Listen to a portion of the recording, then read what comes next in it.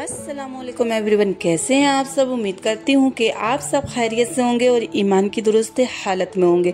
तो कई लोगों को अल्लाह ताला ने अच्छी सेहत दी है और अच्छी सेहत के बावजूद भी बैठकर नमाज अदा करते हैं। तो मैंने कई लोगों को ऐसे देखा था कि जिनकी सेहत अच्छी है, वो चल फिर पाते हैं, उसके बाद भी बैठकर नमाज अदा करते हैं। तो इस मसले पर मैंने सोचा कि क्यों ना अपने व्यूअर्स को इसके लिए एक वीडियो बनाकर अपलोड की जाए। क्योंकि इस मसले पर यूट्यूब पर तो कई वीडियो थी, पर मेरे एक व्यूवर्स ने, एक मेरे सब्सक्राइबर ने मुझसे इस मसले पर सवाल भी किया था। तो मैंने सोचा कि चलें इस पर एक वीडियो भी बना दें, क्योंकि हम ऐसा करते हैं कि हम सेहतमंद तो हैं, हम चल फिर भी पाते हैं, हम सब कुछ काम तो कर रहे हैं, पर नमाज हम बैठकर कर रहे हैं। और अगर कोई टोक दे के बैठकर नमाज नहीं पढ़ना चाहिए तो बड़ी बड़ी बातें सुनाने लगते हैं। तो इसलिए मैंने सोचा कि क्यों ना मैं इसके ऊपर एक वीडियो अपलोड करूं, जो कि मैं दीनी किताबों से पढ़कर आप लोगों को बता रही हूं।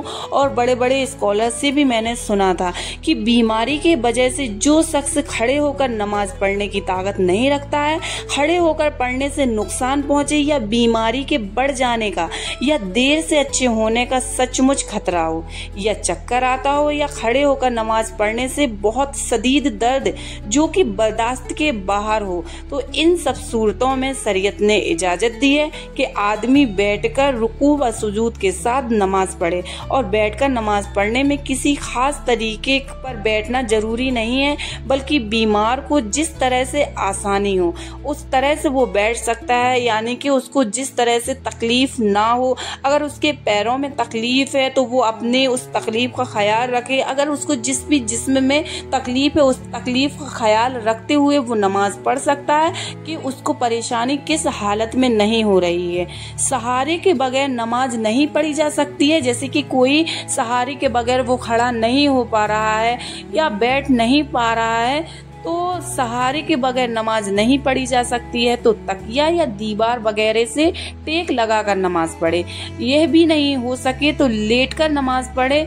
और अगर इतना ज्यादा बीमार है कि वो किसी भी हालत में, यानी कि टेक लगाकर भी खड़ा नहीं हो पा रहा है, तो इस हालत में जब जाके इजाजत है कि आप जिस तरह से हैं, यानी कि आप अगर बैठकर नमाज पढ़ सकते हैं तो आप बैठकर करें, आप लेटकर नमाज पढ़ सकते हैं तो इशारे से लेटकर नमाज पढ़ें। तो सोचें आप कि ऐसी हालत में कि जब ना कि हम खड़े हो सकते हैं ना कि हम बैठ सकते हैं, तो ऐसी हालत में हमें नमाज पढ़ने की इजाजत है। पर अल्हम्दुलिल्लाह हम खड़े भी हो पा रहे हैं, हम बाकी काम भी कर पा रहे हैं, हम चल फिर भी पा रहे हैं, उसके बाद भी अगर हम बैठकर नमाज पढ़ रहे हैं तो ऐसे नमाज नहीं पढ़नी चाहिए। और बैठकर नमाज इस तरह से, अगर हमें तंदुरुस्ती है, हम तंदुरुस्त हैं, तो हमें खड़े होकर ही नमाज अदा करनी चाहिए। खास तौर से फर्ज नमाजें हमें खड़े होकर ही अदा करनी चाहिए।